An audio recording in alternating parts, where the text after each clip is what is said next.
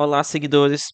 Hoje eu vou começar uma série de vídeos aqui avaliando a alavancagem em fundos de tijolos. Isso daqui foi uma demanda de um investidor lá do meu clube de membros. Então, vou fazer uma, duas, talvez três partes aqui para a área gratuita. E as demais, com mais fundos, eu vou fazer apenas para meu grupo pago, ok? Aqui é o Thiago PS, seu canal Fica Esperto. Então, começando a dar uma olhada aqui na alavancagem por FAT-N11, o meu querido FAT-N11. Então, vamos lá aqui pegar a alavancagem do fundo. Então, aqui até que tem um bom material que eles colocam. Então, aqui eles indicam uma alavancagem sobre PL de 11,23%. Então, a alavancagem até pequena, né? Tem aqui, eles falam de 51 milhões de reais de alavancagem para um ativo é, de 552 milhões de reais. Então, é basicamente isso mesmo, é uns 10%, sendo que se tirasse o caixa aqui, daria um valor ainda menor. Inclusive, deixa eu ver esse caixa, onde que eles informam o caixa do fundo. Acho que eles não informam no relatório, tá? Vou ter que dar uma olhada pelo informe mensal. Nas últimas vezes que eu vi, o caixa Fatini 11 não estava muito alto, estava bem desgastado aqui por conta das compras que eles andaram fazendo. Então aqui, fundos de renda fixa, 8 milhões. Então é pouca coisa, né? Eles têm que pagar 4 milhões aqui em questão de distribuição de rendimento e taxa do gestor. Então, o fundo está rodando praticamente com caixa zerado, tá? Mas calma que vou dar uma olhada nessas questões. E que um ponto importante é que o gestor ele tem algumas outras obrigações além do que é mostrado aqui no relatório, né? Eles estão incluindo apenas esse CRI 1 e 2. No entanto, a gente tem outras obrigações, dentre elas obrigações aqui por aquisição de imóveis, acho que tem algumas parcelas aqui a pagar, e também tem a obrigação eh, de fazer de algumas obras, né, de algumas reformas, retrofits, como por exemplo no Brasílio Machado. Então, não só no Brasil Machado, acho que em vários outros, né? Principalmente no Brasil Machado. Então, tem essa obrigação de reformas. Esse é o tipo de obrigação que não apenas Fatini 11, mas acho que todos, né? Acho que nunca vi um fundo deixar claro esse tipo de obrigação, né? De obras que ele precisa fazer em melhorias. Mas, enfim, como eu disse, a questão da liquidez, ela não é a questão do caixa não é tão tranquila assim, né? O fundo roda com caixa bem no limite, não tem aqui muita margem, mas não acho que seja motivo para preocupação. Pelo seguinte motivo, aqui a amortização do fundo, ela utiliza via CRIs, né? O que alonga a dívida. É todo mês aqui até 2027. Tem um vencimento em 2027? Não, aqui é 2029, 2031. Eles colocaram para 2 anos, né? Enfim, é uma dívida alongada. Atualmente eles já pagam aqui 600 mil reais em amortização. E aqui em outubro tem essa pagar 341 mil reais também. Lembrando uma coisa aqui, é um ponto que já vi algumas pessoas com dúvidas de que quando ele começasse a pagar essa parcela, poderia ter uma queda no rendimento. Mas não, são caixinhas diferentes, tá? Esses dois valores aqui, eles não impactam na DRE. Isso aqui são amortização. O que impacta na DRE é a parcela de juros que que todo mês já está batendo aqui na aqui no na DRE, tá? Com relação a ter liquidez para fazer essas quitações aqui desses parcelas, já que a alavancagem aqui é bem maior do que o caixa, né? Então aqui a gente está lidando com um fundo bem pulverizado. Então aqui a gente tem em média lajes pequenas, são praticamente salas comerciais, né? e isso daqui proporciona uma liquidez muito maior, porque você, ao ter um ticket médio baixo das lajes, você tem uma gama maior de potenciais compradores. Além do mais, o fundo ele investe bastante, é bem ativo, né, nessa questão de melhorar os imóveis. Isso, isso agrega valor para salas comerciais e com isso o fundo consegue ter ganho de capital com bastante facilidade. Então, aqui é um fundo bem ativo também, por isso não me preocupa que a questão da alavancagem, tá? Não vejo ele me enrolando. Então, aqui, Fatine 11, apesar de não ter em muito caixa aqui no muito dinheiro em caixa, não vejo como ele conseguiria se enrolar com dívidas. Detalhe aqui a gente está andando com fundo de lajes, né? Um segmento onde muitos fundos acabaram se enrolando. Ok, próximo fundo que vou dar uma olhada aqui na alavancagem vai ser TRXF11. Então, colocando aqui já um caso bem complexo logo de início, né? Então, eu já estou aqui com a questão da estrutura patrimonial do fundo. Aqui eles indicam que eles possuem uma alavancagem líquida de 12,56 em testes F, mas pegando tudo aqui, incluindo o TRXB11, a gente teria uma alavancagem em 22,36%. Detalhe que essa daqui é uma alavancagem maquiada, tá?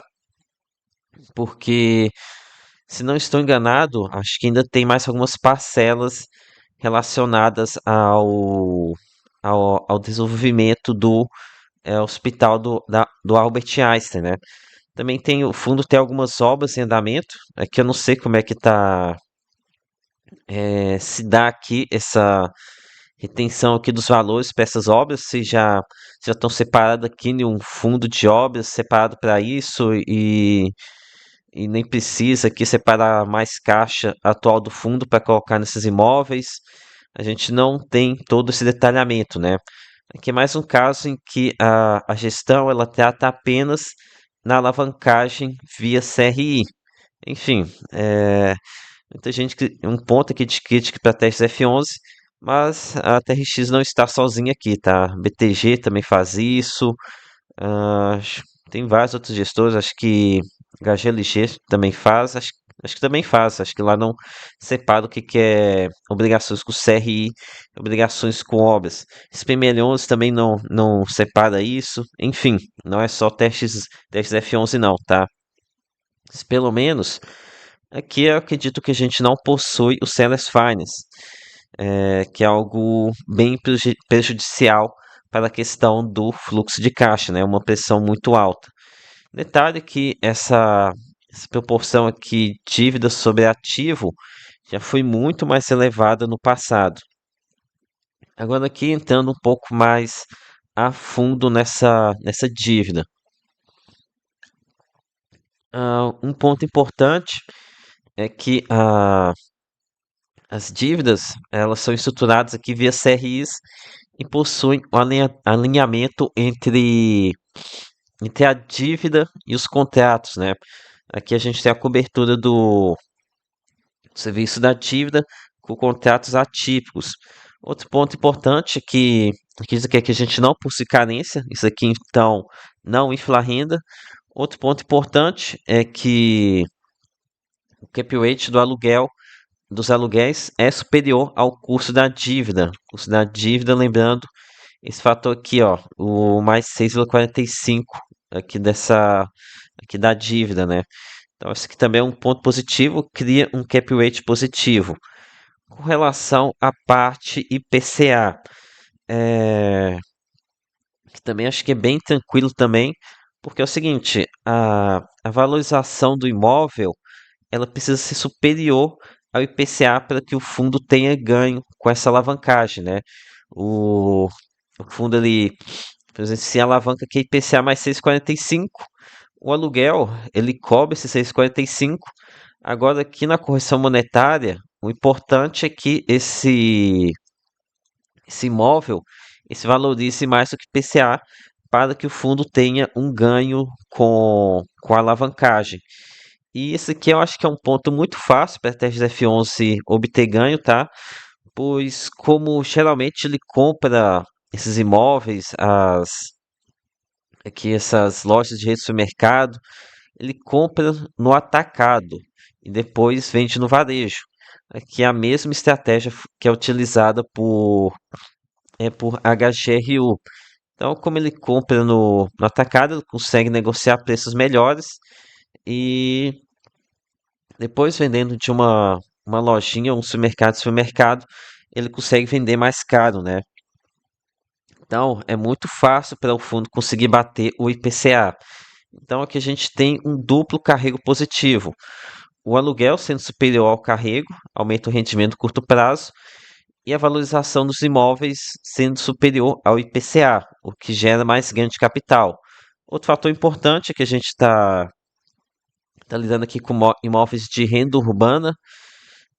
Renda urbana geralmente tem um pouco mais de estabilidade, né? Não tem algo volátil como a gente está lidando com lajes corporativos, que tem momentos em que está muito bom, tem momentos que está muito ruim.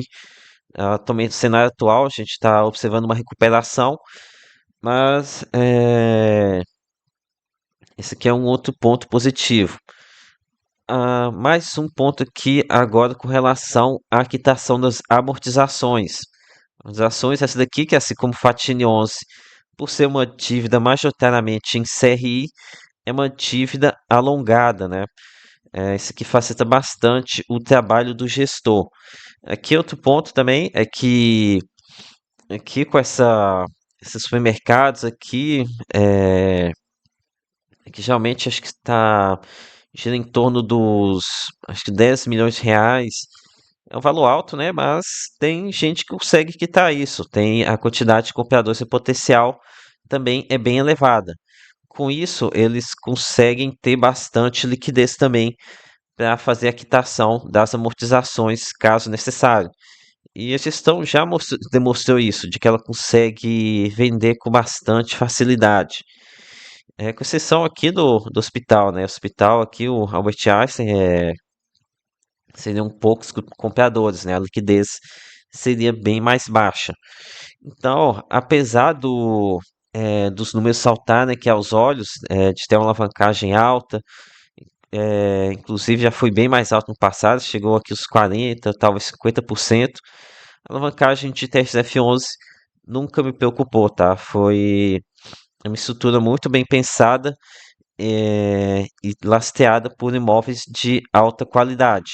Então isso daqui acaba criando um ambiente bem propício para fazer para essa alavancagem. Talvez o gestor até poderia ter bem mais alavancagem, né? Mas como o mercado não se dá muito bem com isso, ele acaba que parece que está tendo que limitar um pouco essa questão. Vamos aqui para avaliação. Então, apesar aqui da maioria do mercado acreditar que o teste F11 vai se enrolar, tem muita gente que até parece que torce contra o fundo. Para mim é super tranquilo, tá? Nunca, em nenhum momento aqui, fiquei preocupado aqui com a alavancagem do teste F11. Aqui super tranquilo. Então, acho que já estou estreando o vídeo. Tava até pensando em falar de HGBS 11, mas já deu tempo. Então é isso, galera. Peça seu like, se inscreva no canal. Acho que o próximo vídeo ainda vai ser gratuito, mas já peço aqui que entre no meu clube de membros, tá? Lembra aqui que nada é recomendação de compra de venda e até a próxima.